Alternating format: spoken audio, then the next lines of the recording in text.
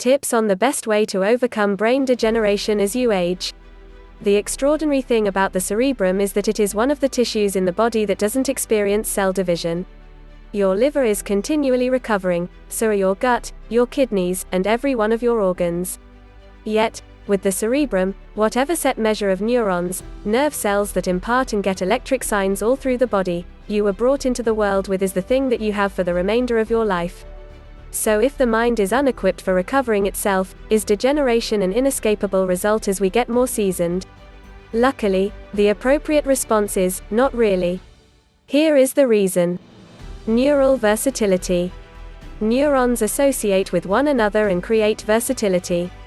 Neural pliancy is the capacity of neurons and its organizations to change itself both primarily and practically because of advancement, new data, tactile incitement, harm, or brokenness.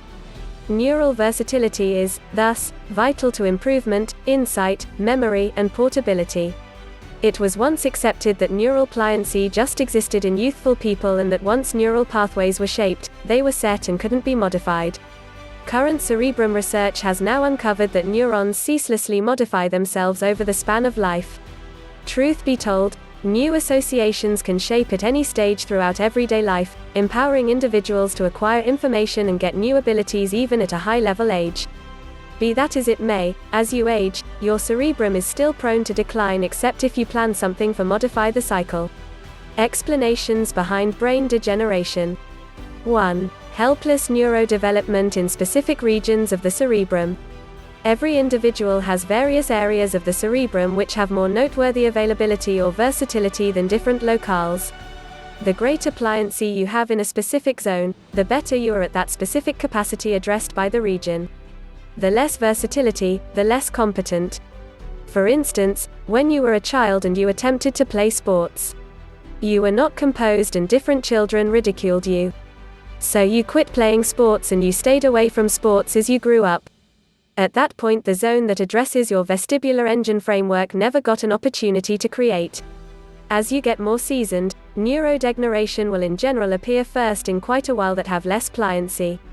On the off chance that you are somebody who didn't have an exceptionally evolved engine-composed solid framework since you never played games, you are bound to have unsteadiness, vertigo, or tipsiness as you age.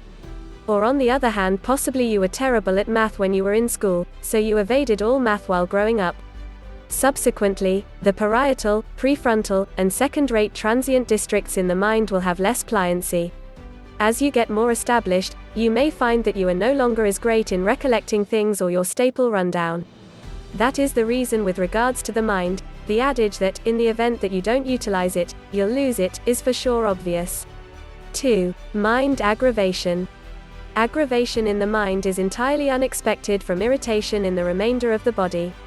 In the fundamental resistant framework, there are silencer cells that can close down the safe reaction to tame down the incendiary interaction, the mind doesn't. In the cerebrum, there are chiefly neurons and glial cells.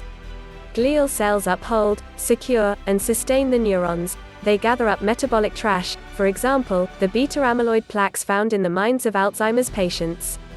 They are additionally the occupant-resistant cells in the mind, however they don't have an off switch.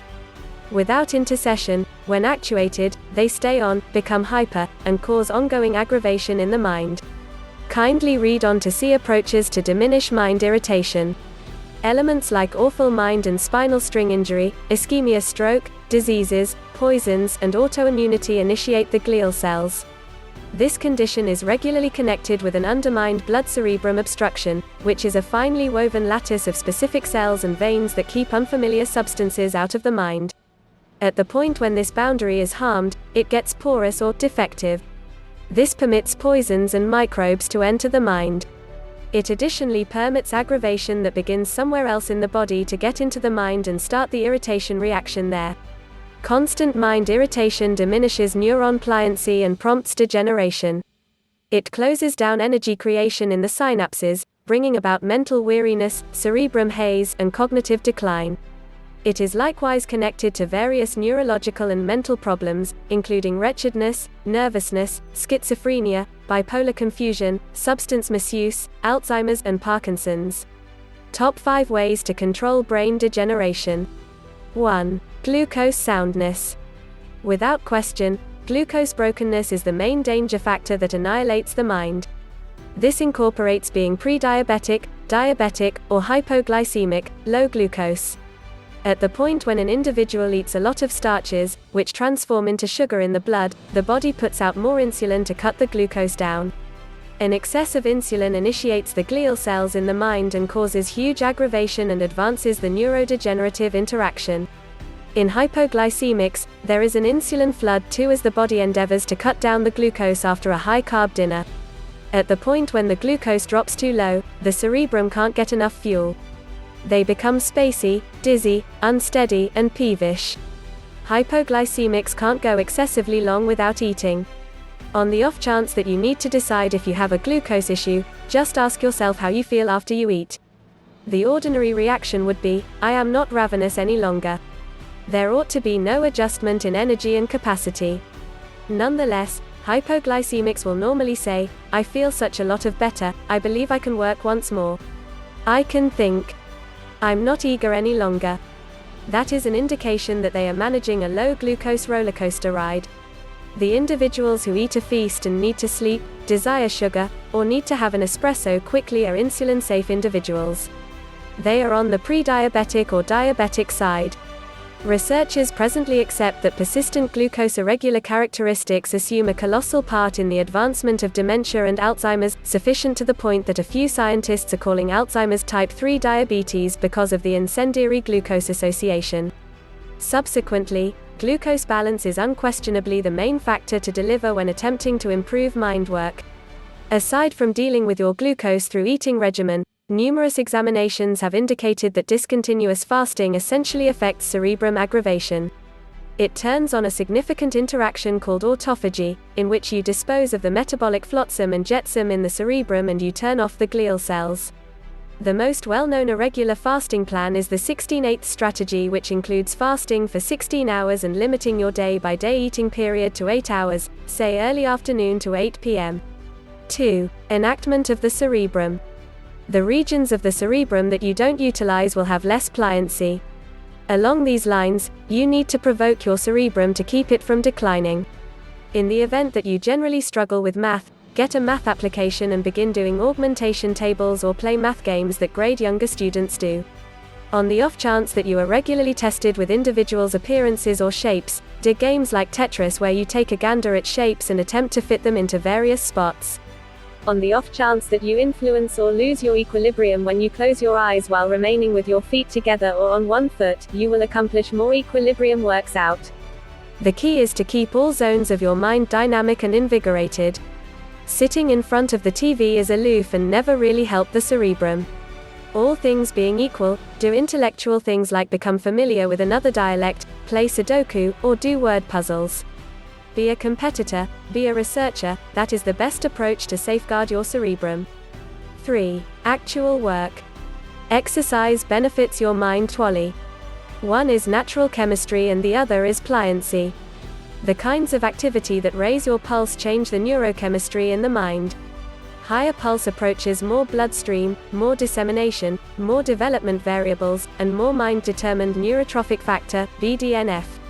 Exercise likewise causes neuronal expanding, makes a narcotic reaction, and quiets down aggravation. To put it plainly, practice just keeps your neurons sound. Proactive tasks that require more coordination increment neuronal versatility in those regions of the mind. For instance, on the off chance that you ask a patient that has mind injury in the vestibular framework, balance focus, to do bicep twists while remaining on a BOSU, shaky surface, she is probably going to feel completely depleted before the muscles get drained. The patient may believe that she is so rusty, yet actually, it is that piece of the mind that has an issue. Consequently, in the event that you are somebody who just runs, bicycles, or swims, adding practices that include various fields will help build up the regions of the mind that are answerable for coordination and equilibrium, which is fundamental as you age. 4. Rest. Your mind can't work in a sleepless state. Your cerebrum can't branch. It can't create pliancy and it can't dispose of flotsam and jetsam when it is in a sleepless state. Studies unmistakably show that when individuals don't get enough rest, over the long haul, the cerebrum volume diminishes in size. So for reasons unknown you are not getting enough quality rest, be it regular evening pee, an excess of incitement from the blue light produced by electronic gadgets, hormonal uneven characters, or low glucose making you awaken, you need to address the issue. Something else, without great rest, there is zero chance that your mind can work well. 5. Supplements and enhancements. The main supplement for turning down neuroinflammation is short-chain unsaturated fats, SCFAs. The three essential SCFAs basic to well-being are butyrate, propionate, and acetic acid derivation. SCFAs are delivered by gut microscopic organisms from the processing and aging of dietary filaments. SCFAs can balance neuroinflammation as the gut and the mind are personally associated by the VA.